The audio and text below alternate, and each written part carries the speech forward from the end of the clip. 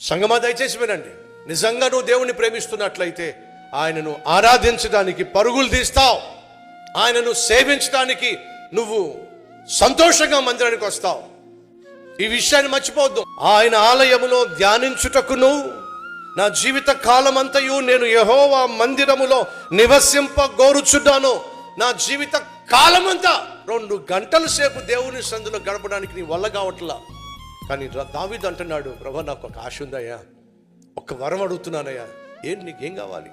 నీ మందిరంలో నా జీవిత కాలం అంతా గడపాలని ఆశపడుతున్నానయ్యా. ఏమవుతుంది ఆయన సన్నిధిలో మనం సమయం గడిపితే? 84వ కీర్తన 2వ వచనం, యెహోవా మందిర ఆవరణములను చూడవలెనని నా ప్రాణము ఎంతో ఆశపడుచున్నది. నేను దేవుని మందిరానికి వెళ్ళాలి అని నా ప్రాణము ఆశపడుచుంది.